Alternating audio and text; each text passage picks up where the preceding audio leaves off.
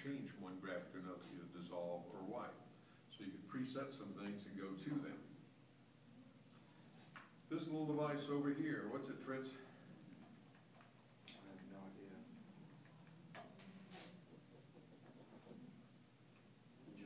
Joystick or positioner. So if I've got a wipe that usually comes out of the center, I can now move it over this way, up here, down there. I can move it, make that wipe bigger or smaller. What's what I do? Fader bar, because I'm wiping it in, wiping it out. I can adjust it with a fader bar to come in or out. Then I can position it with the joystick. Okay, so whether it's a Sony switcher, Panasonic, Echo, or Grass Valley, this is typically how they operate. Everything's got to come through the program bus to go out. And I could add additional titling on top of it with the what mode? It's going to be keyed in there. DSK. Downstream, because it's downstream on its way out. If I'm coming to a bank above program, I'm what? Upstream. If somebody says you're upstream without a paddle, and you'd be a tank if you have a paddle. Downstream. Fully downstream would be what? Master Black. That's all the way downstream, Master Black. Between Master Black and program, what do you have? You're downstream here. This one has one. We could cut between two different sources assigned to that. On some switchers, some Sony 3000s, we had 4 keyers assigned to DSK. We had 2 keyers to each bank. On the digital switcher in there, you got potentially up to 6 keyers. We really got the 6th one tied up, so you got 5 key sources. Okay, so we've defined a bus, a row of video input sources. 2 buses equal a bank. You go from one bus to another bus on a bank, we use a fader bar. Make sure you get the right one for the right bank. 2 different modes you could be in. Typical modes for a bank is either the mix mode for fades or dissolves, or the wipe mode. When you're getting more into the effect mode, then you can also get into the what? Key. 2 types of key. Notice we got a black curtain called a cyclorama.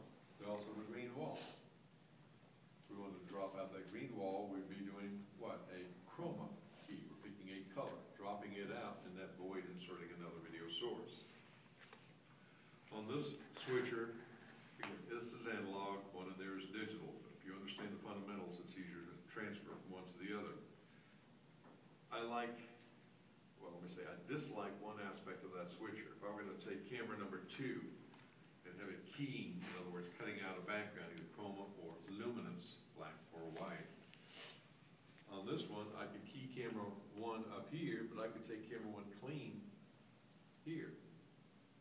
That one, once you lock a camera in a key, when you go to it straight, that would look black back there. There's nothing filled in. It's tied to a keyer. That's the one thing I wish they would change on that. So I'm going to talk with them next week while I'm out in Vegas at the NAB to say, change that. That'll make me happy. It's one thing. It has more. It has character generation tied right into it, 2 channels of it, 2 channels of still graphics tied into it, and a channel of clips where you could have prepackaged news, stories, things, where as soon as I just cut to that clips button, it rolls it, counts it down for me, so I know when to cut or dissolve or wipe out of it. Okay, so this is analog. If I were going to do a wipe and put it over Fritz's face, I would have to find where Fritz is. But if I were digital, I could just take Fritz's total picture, squeeze down what I want, and then move him, DVE. I could compress him, or just take that part I've got and move it. So with analog, you're looking through a little window and got to find the right spot. If I'm going to do an over-the-shoulder shot of the White House, I've got to have it on that side of a source to then bring that wipe in. Where with DVE, I just take the whole picture, compress it down, and then move it where I want it. Okay. We're getting away from analog boards, but everything's going digital. With a switcher, we had a big power supply unit that went with it, and a big processing unit almost same size, and they were previous switcher we had before this, it took a 7-foot tall rack to house all of the electronic components. The digital switcher, it's just a desktop computer that's running all of those functions. The switcher, the 2 channels of graphics, 2 channels of character generation, and 1 channel of clips, all in there. We've tied another computer to that one, what we call the library computer, where we can take intros, outros, public service announcements, and store them in there, and then retrieve them only when we needed them through that one, the local network. Okay, single row? Single row? 2 buses equal, controlled by, if I need to position a wipe someplace on the screen, I would use a joystick or positioner, either name. Again, this one has a key row, where some switchers have 2 key rows. I can key camera 1 and camera 4 and put a source behind them. So I can take her on 1 camera, him on another one, if they're both by green screen, put something behind them, and then we're layering things at that time. Again, with our switcher in there, you could have 5 layers. 5 gears. Where we cut out a portion, either luminance or chrominance.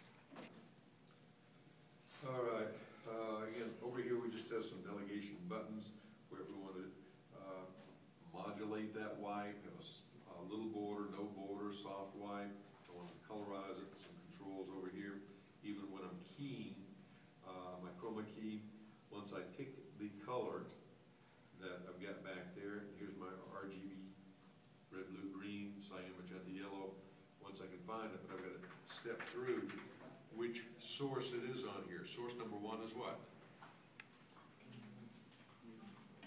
Black.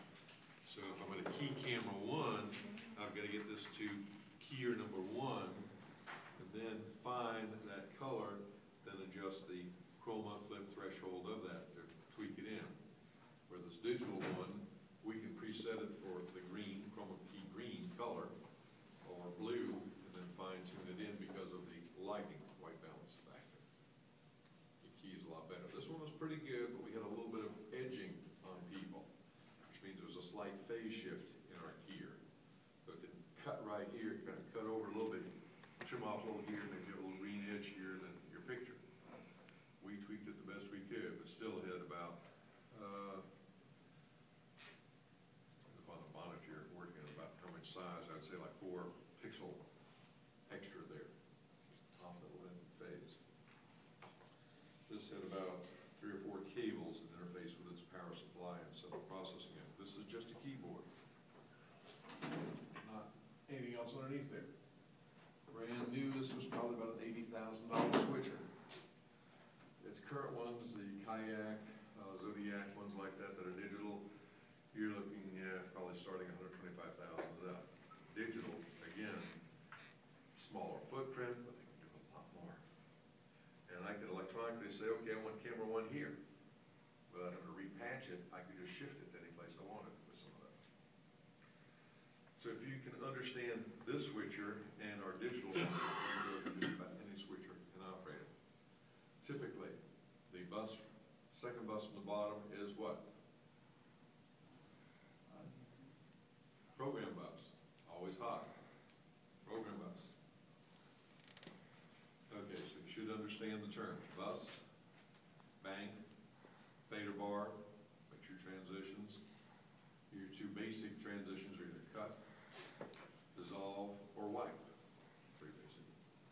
Then we can also, under other effects, key, luminance key or chrominance key. To move a white pattern around on the screen, we use the joystick. Any questions over those factors?